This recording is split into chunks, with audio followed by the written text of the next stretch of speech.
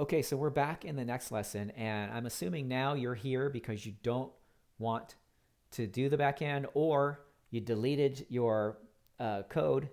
And this is a good lesson here. So this is going to be another lesson because the way I'm going to do this is we have that code here. I'm going to delete it so that you can do this too. So that way you're getting some get.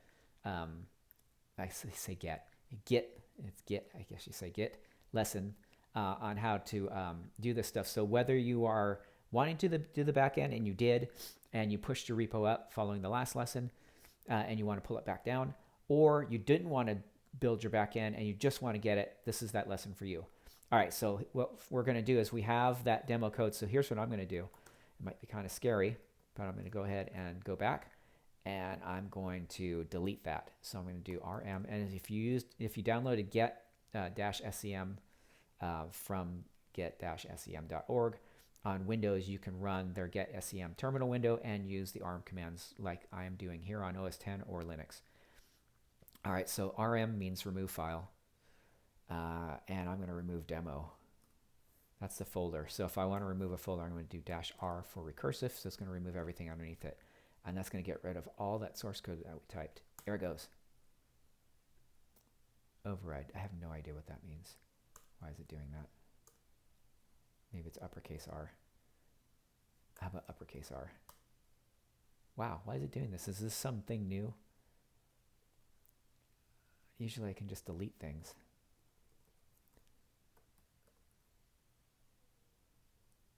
I just want to delete that demo folder, demo.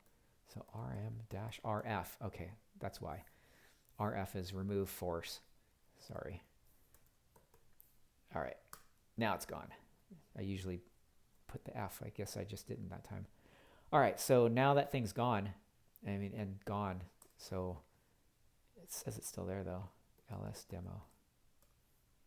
No, it's either empty or it's gone. I thought I removed everything. So ls demo. How about ls? It's there. Why?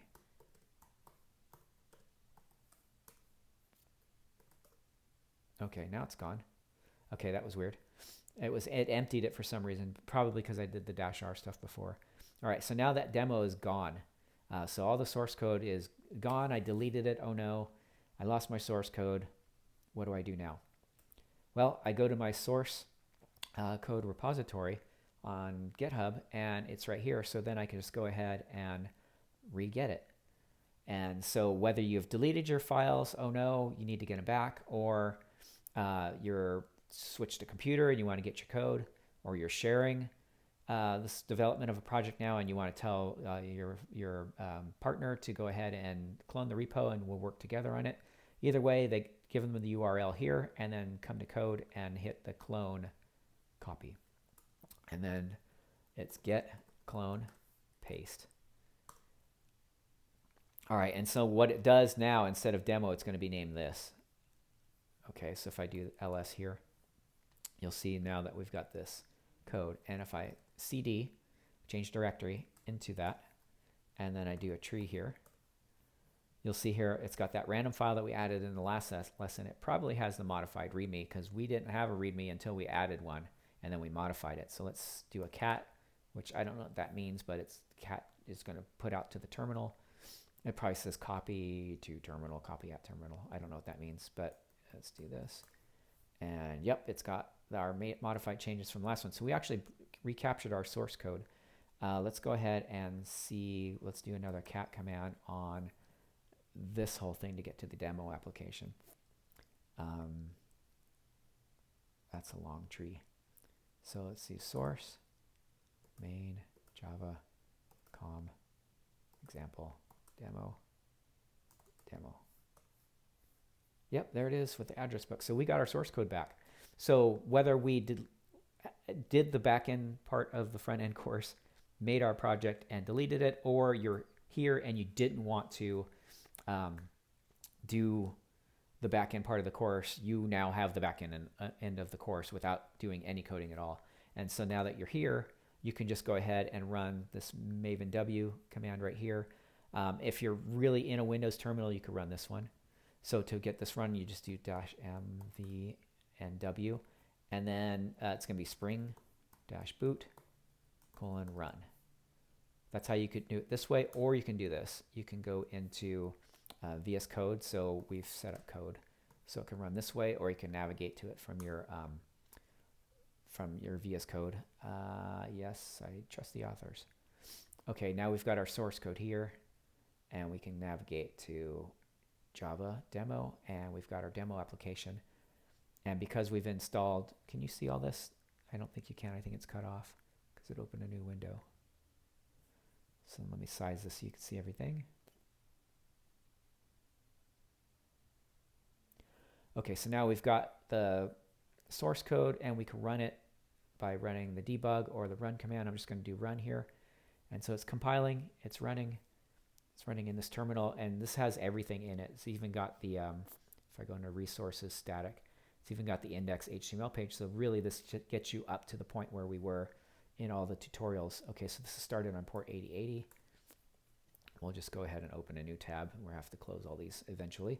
So localhost :8080, and here we are with our application. And we have to actually inspect. Let me do this higher so you can see the menu. So inspect. All right, so we have our success object. Let's go ahead and clear this and do that again. Let me refresh the page. It's empty. We'll do Bob. And then when we go ahead and hit the save button, we're going to get our output just like we did in the lesson prior when we built this form. All right, there's our code. So if you didn't want to do the back end, you now have a back end.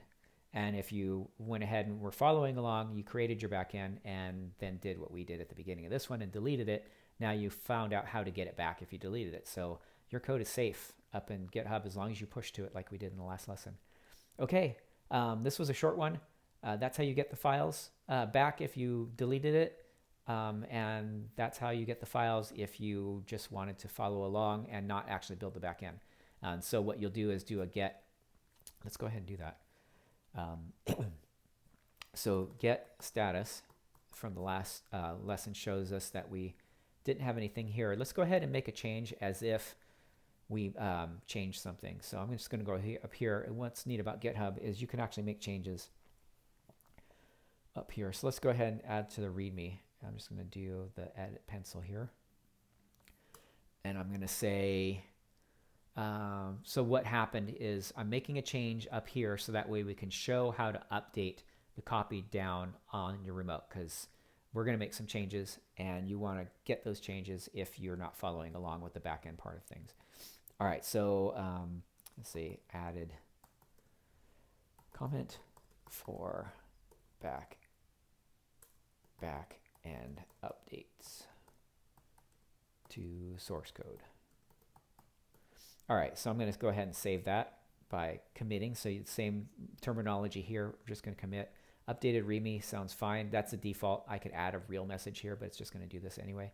Not going to do this anyway. It's going to put this in here if I don't put anything. So updated README is going to be the commit message, just like we did before. And then it actually pushed because it's right here.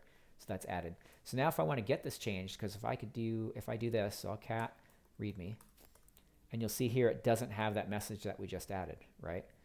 But if I do get